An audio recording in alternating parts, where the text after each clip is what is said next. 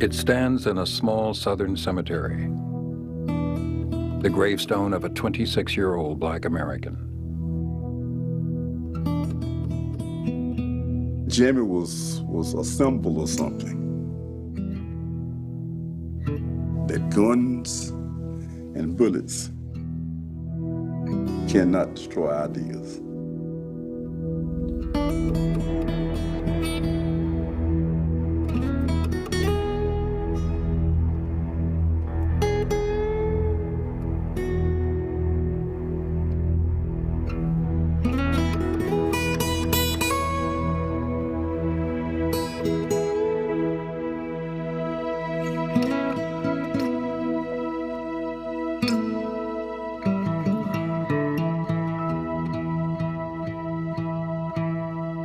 There are Black cemeteries still hidden in the pine groves and swamplands of the South, reminders of 300 years of slavery and oppression, of forgotten gravestones, forgotten names.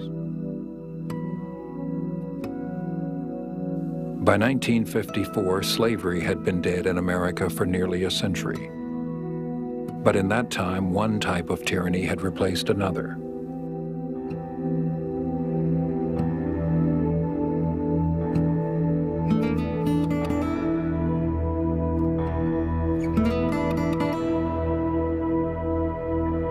In the 1950s, the average income of an African American in Mississippi was $700 a year. Denied the vote, they had been written out of the political system. Denied an education, they had been left to do a white man's work at a black man's wages.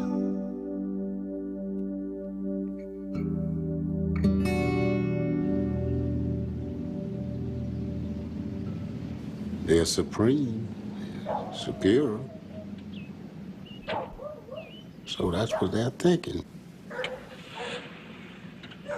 And when you've been taught something so long, whether it's right or not, you begin to feel like it's right.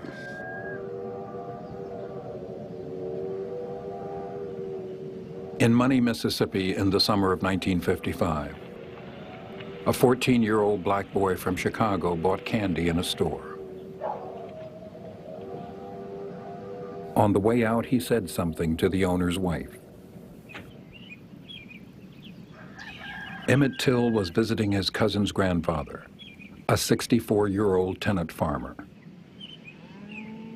Mose Wright had lived in Mississippi all his life and knew his place. It never occurred to him that a young black boy would act differently.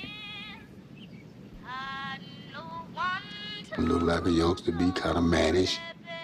Didn't know the custom of the South. Whispered at a white lady. Whistle at her.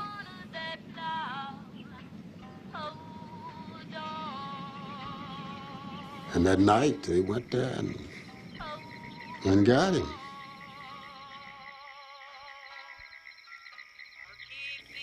And took him out and killed him. And put weights on him and put him in the river.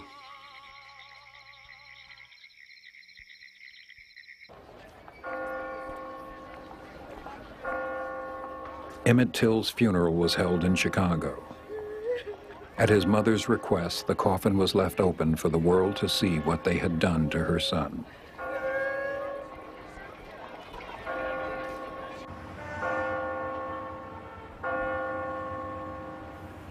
The trial for the murder took place in the Tallahatchie County Courthouse in September 1955. Come to order. An all-white jury was selected.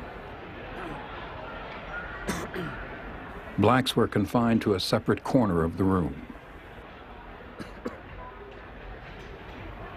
The murderers were identified and later admitted kidnapping and beating and killing Till. But the white jury took just an hour to find Roy Bryant and his half-brother J.W. Milam not guilty.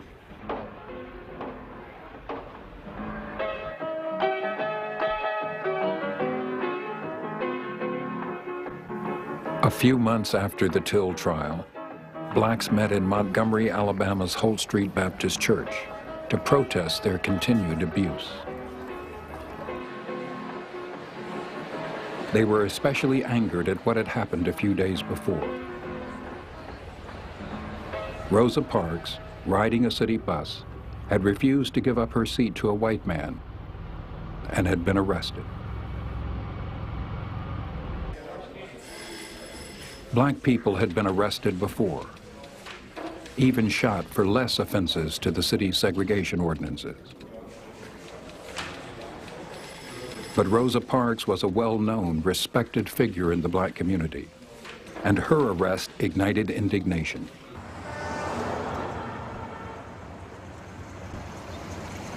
These guys that drove these black routes, they were white. They would say, move back, move back, move back. Get your black ass back there. If you were sitting in the front of the bus, he made you get on the back, or either if you didn't get on the back, refuse, he would take you, put you in jail. And we are not wrong. We are not wrong in what we are doing. On December 5th, 1955, 26-year-old Martin Luther King was chosen to lead the bus boycott. If we are wrong, the Supreme Court of this nation is wrong.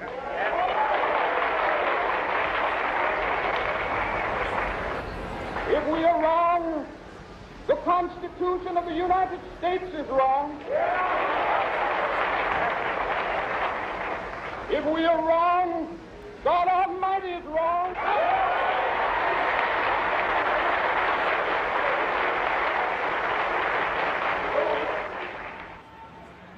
The first bus came up and the driver yarned the door open. He said, are you getting on? And that black man said, I ain't getting on till Jim Crow gets off.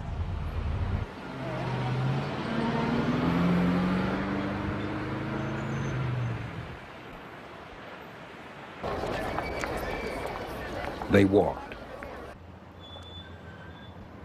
and organized their own carpools and taxis.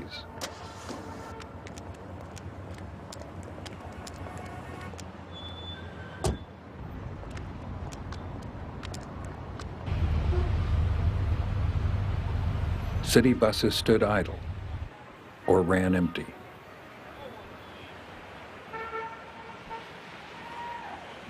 We stayed on the bus 381 days. And that's a long time. On December 20th, 1956, U.S. Marshals served city officials with a federal court order banning bus segregation. The battle had been won. Citizens of Montgomery, Alabama will return to the buses on a non-segregated basis.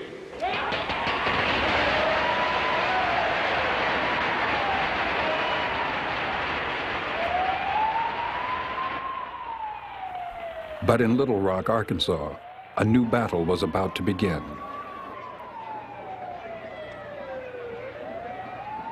On September 4th, 1957, 3 years after the Supreme Court decision outlawing school segregation, the Arkansas National Guard and an angry mob stood between 9 black children and the all-white Little Rock Central High School.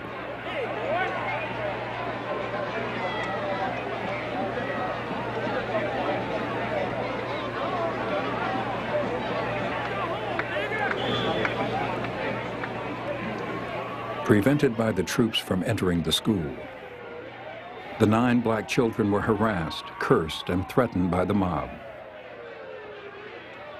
Some were demanding that they be lynched. Only with the help of a white woman did one of the children make it to a bus and to safety.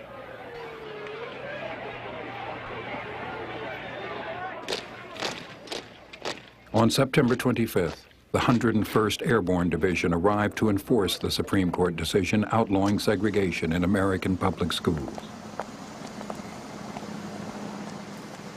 We were gathered up at each of our houses by an Army station wagon. Jeeps in front and behind us, machine gun mounts, bayonets drawn. They assigned us each an individual paratrooper who was our personal guard.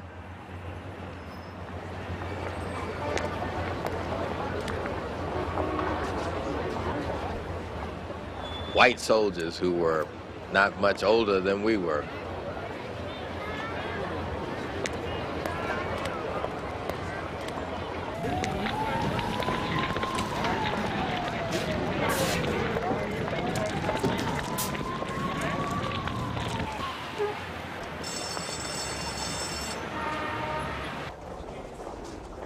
Every day was like going to war.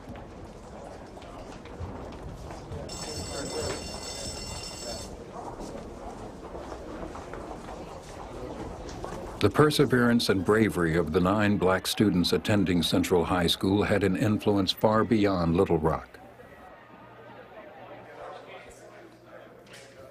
Young people, especially students in predominantly black colleges, were inspired to move against the injustices they saw. In the winter of 1960, they began a series of sit-ins at segregated lunch counters in a dozen American cities that refused to serve African Americans. Come on, get out of here. We never gone down this road before, so there was some concern about what could happen, or what would happen. A manager would come out and say, we're just not going to serve you, and you're best getting out because we're going to call the police. Come on, boy, what you doing in here? Get out of here. I mean, there was always the uncertainty of what would happen.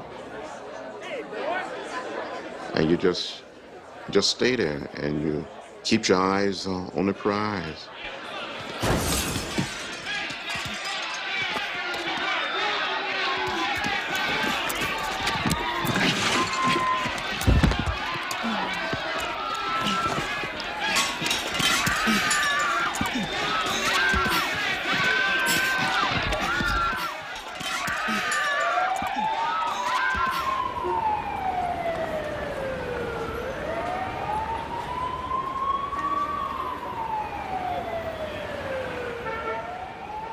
You feel the pain, but you don't become bitter.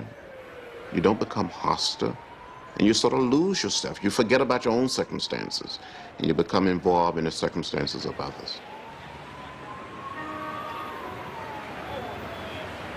But we were committed to the philosophy and to the discipline of nonviolence.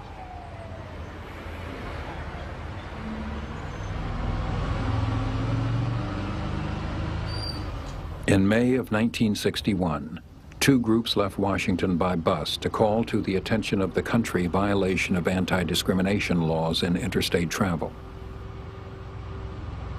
These were all young, bright, attractive students, at peace with themselves. I mean, I think every waking hour they knew they were subject to be killed.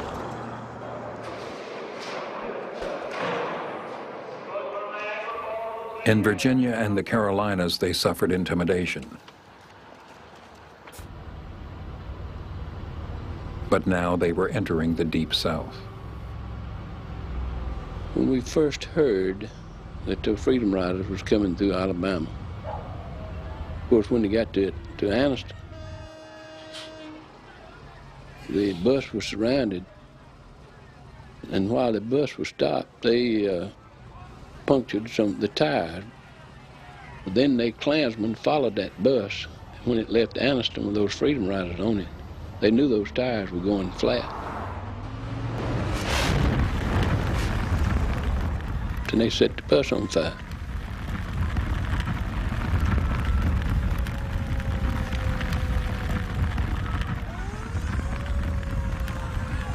The highway patrolman, if he had not been on that bus,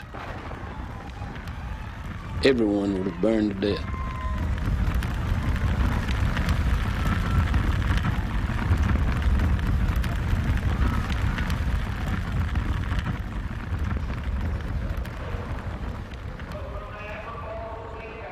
They were now informed that the riders of the second bus had been beaten by Klansmen in Birmingham. Proceeding from Birmingham, the riders had been assured protection to the Montgomery city limits by the state police.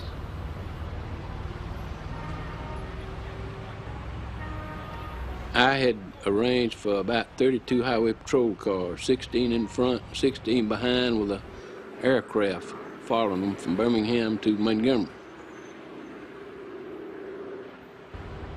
And when we arrived, the patrol car disappeared. You just had the feeling that something was about to happen. Go home, nigger!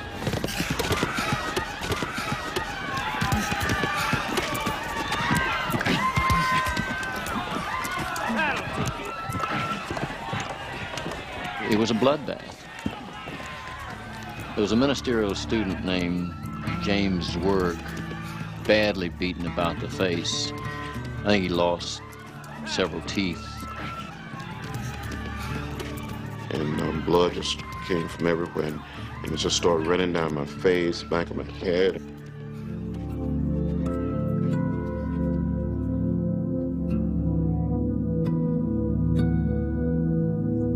Our bodies became living witnesses to the cause of human dignity.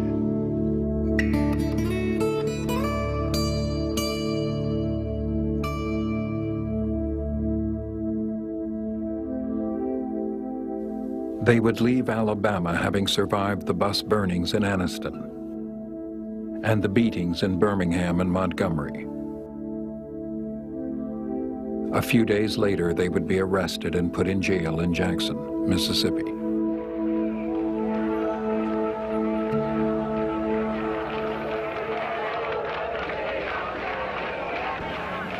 Hearing of the bravery that preceded them, blacks in Albany, Georgia, in Jackson, in Selma, Alabama, began to boycott, march, and protest. Even their leader, Martin Luther King, was arrested. It was Good Friday in Birmingham. He responded to white clergy criticizing him for going too far, too fast.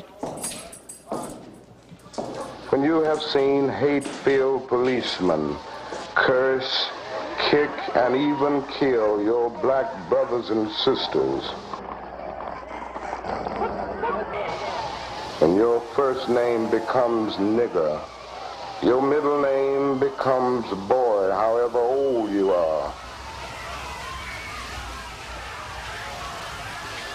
and you are hired by day and haunted by night by the fact that you are a Negro, living constantly at tiptoe stands, never quite knowing what to expect next, then you will understand why we find it difficult to wait.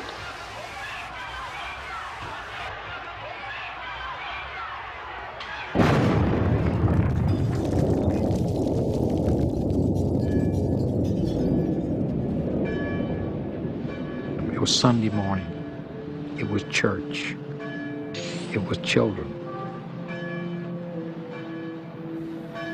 It was 10:22 in the morning at the Birmingham 16th Street Baptist Church. A group of young girls had just finished their Sunday school lesson. They were changing into their choir robes. The bodies and the partial clothing that you saw, it was like a nightmare. They were not participants. They were not leaders. They were not marchers or sit-inners. They hadn't gone on a freedom ride. They were just there attending Sunday school.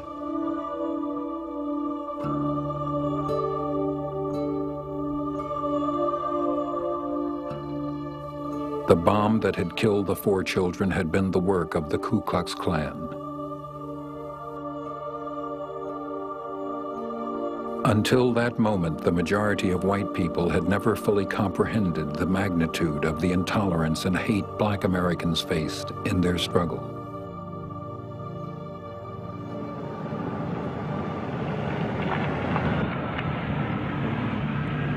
In the summer of 1964, hundreds of students from the North traveled the back roads of Mississippi.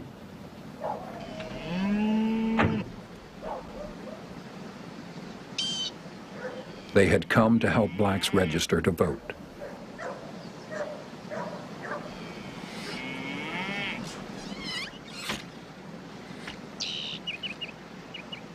People were scared of you. You know, you represented potential trouble. We had all of the reasons that people could possibly give us of why they wouldn't register to vote. I don't want to do that because I don't want my house burned down. I don't want to do that because my son works for Mr. Nutlow, and Mr. Nutlow wouldn't be pleased with this. Who's making you do this, Henry? You know we've gotten along well. Why do you think you have to do this now?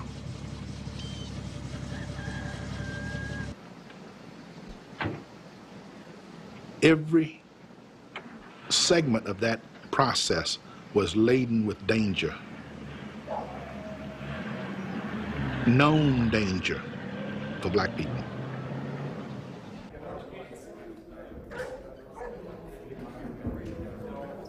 I live here. I'm not like a man with a suitcase can move at a minute's notice.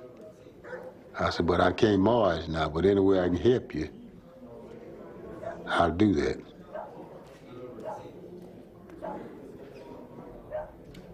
They opened my eyes. It opened a lot of people's eyes. My eyes were already half open, and it just opened them on up.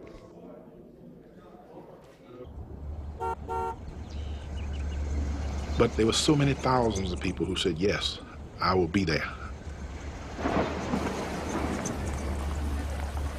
Even though they knew and had known all of their lives that whites were unequivocally opposed to them voting. But they risked their lives, their jobs, their homes, their families, and they went down to register to vote.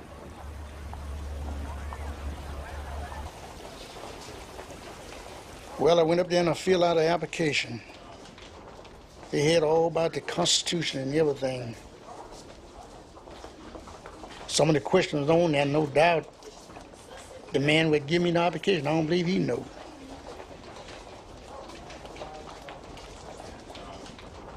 The application was 4 and 5 pages long. And the registrar was an 8th grader. He could not read the applications.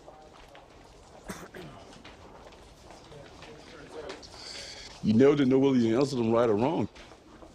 You never just see it no more. I mean, most times they took them and threw them in the garbage can.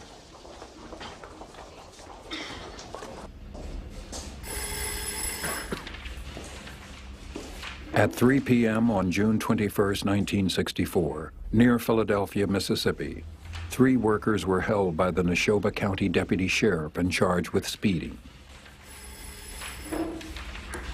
Michael Schwerner, a social worker from New York, was easily recognized as an outsider. James Cheney, 21, the son of a maid, was a native of Meridian, Mississippi.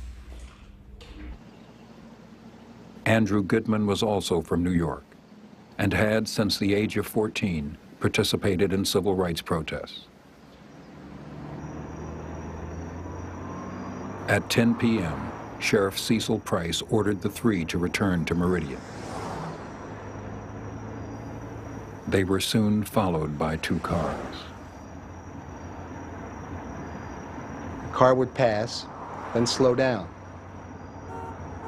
And then another car would come up behind and then box you in.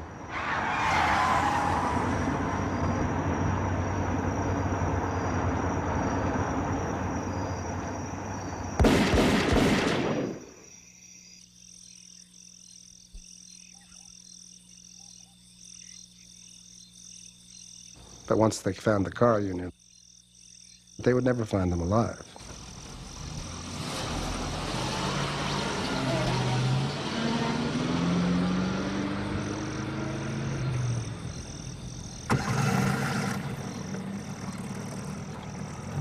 The disappearance of 2 white men in Mississippi immediately focused national attention on Neshoba County.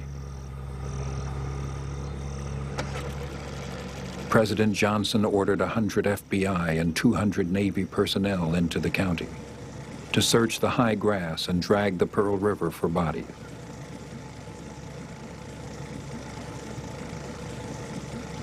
Unfortunately, during that process, they found other bodies, remains of other bodies, of other nameless black people.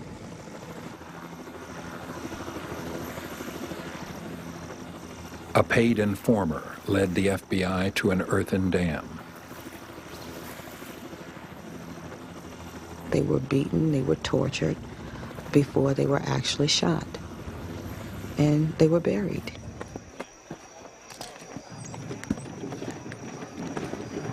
The night that we knew the bodies had been found, there was tremendous sadness, but also a sense of relief in that finally we knew what had happened.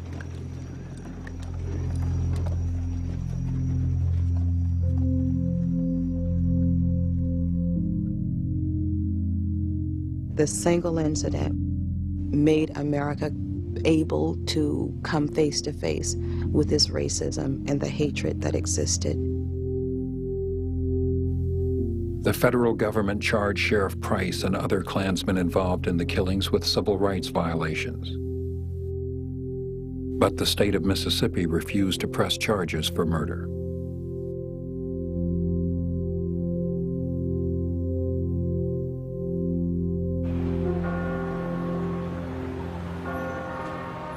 The focus of the movement now turned to Selma, Alabama, and the neighboring town of Marion, where 50% of the eligible voters were black, but only 1% were registered to vote.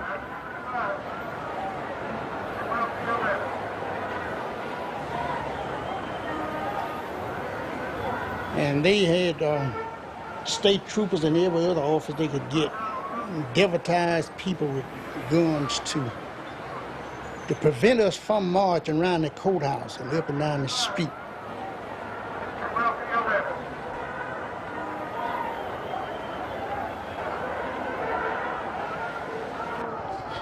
On February 3rd, the Marion police arrested 700 black children for marching and jailed a leader for contributing to the delinquency of minors. Inside the Mount Zion Methodist Church, on the evening of February 18th, an organization and prayer meeting was held.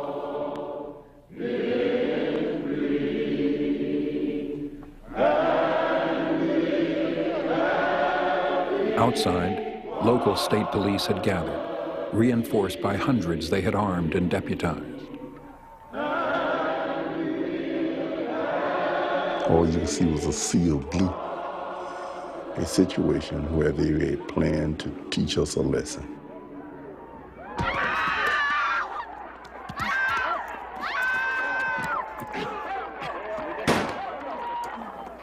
It had come from the direction of Mac's Cafe, where those fleeing the beating had taken refuge. Jimmy Lee Jackson, a black, had tried to prevent his mother and grandfather from being beaten and had been thrown to the ground by a state trooper. And picked Jimmy up off the floor and shoved him in a corner and actually shot him in the side. Just took a pistol and stuck it inside and shot him. And as he ran up that hill, they continued to beat him and ran just beyond the church and fell between the church and the post office.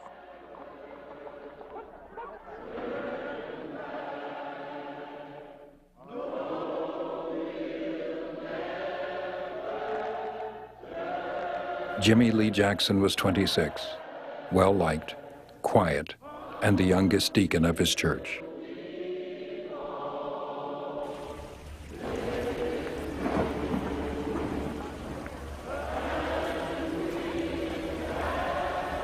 They would bury him the following Saturday, walking 4 miles in the rain from Marion to the Black Burial Ground just east of town.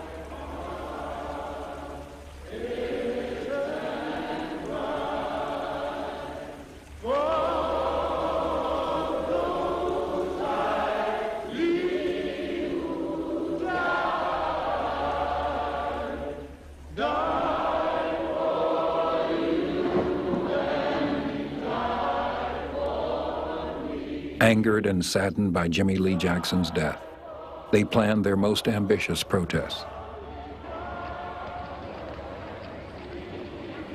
They would walk 54 miles from Selma to the State House in Montgomery and demand to present their grievances to the governor himself.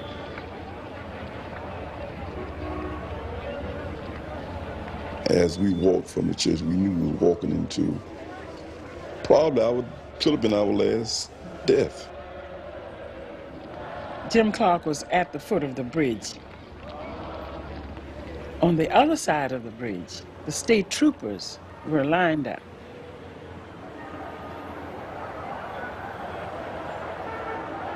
Cloud said, "Don't go any farther. Stop right where you are." Hosea Williams said, "May I say something?" And Cloud said, "No, you may not say anything." Disperse. You are ordered to disperse, go home, or go to your church. This march will not continue.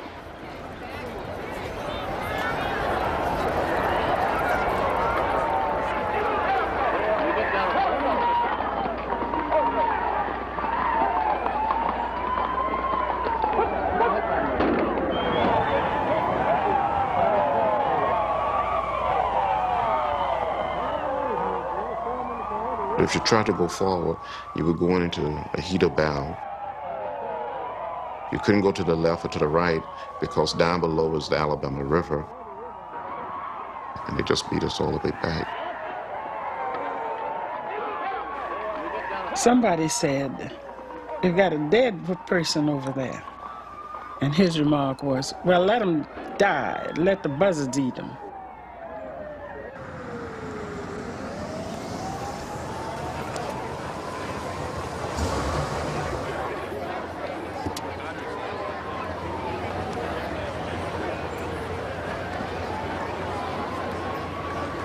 The world knew that there was a Bloody Sunday. The world knew that the entire road was spotted with blood.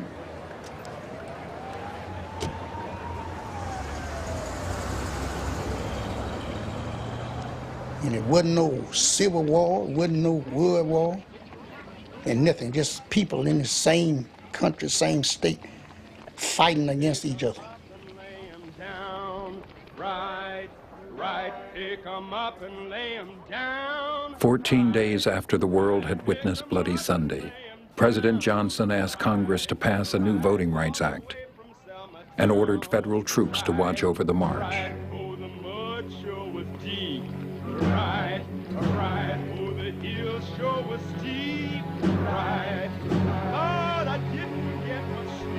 You had blacks and whites, Protestant, Catholics, and Jews, young people, old people, poor people, rich people.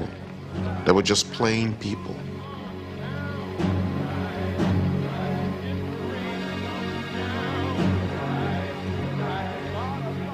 The march was a coming together of the best of America.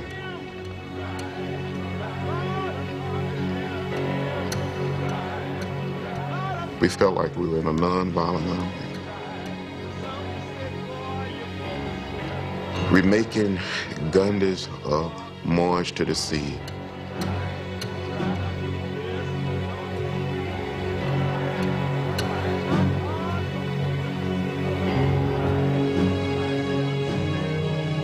Somebody wrote a little song, pick 'em up, lay 'em down, all the way from Selma town. Old Wallace, you never can jealous all.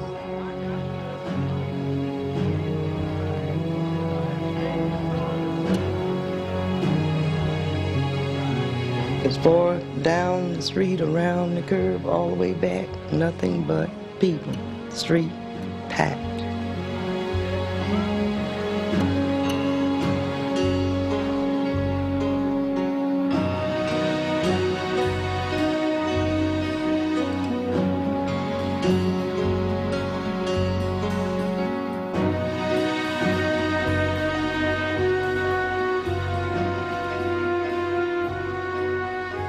The Congress passed the act, but it was the determined people of Selma and the Black Belt of Alabama that wrote it with their marching feet.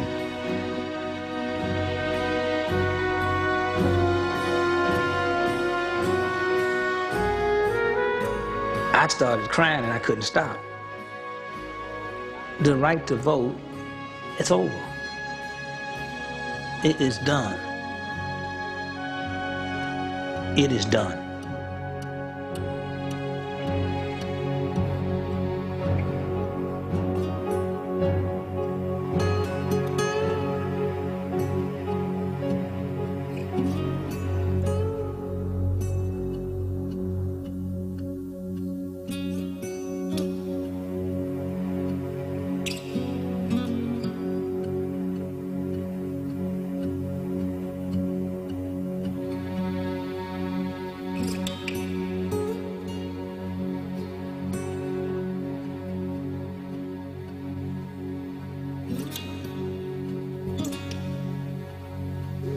We stuck together and we overcame, making it better for our children. They didn't have to go through the things that we went through with. It helped us to accomplish some of our dreams. I have a dream. My 4 little children will one day live in a nation where they will not be judged by the color of their skin, but by the content of their character. I have a dream today.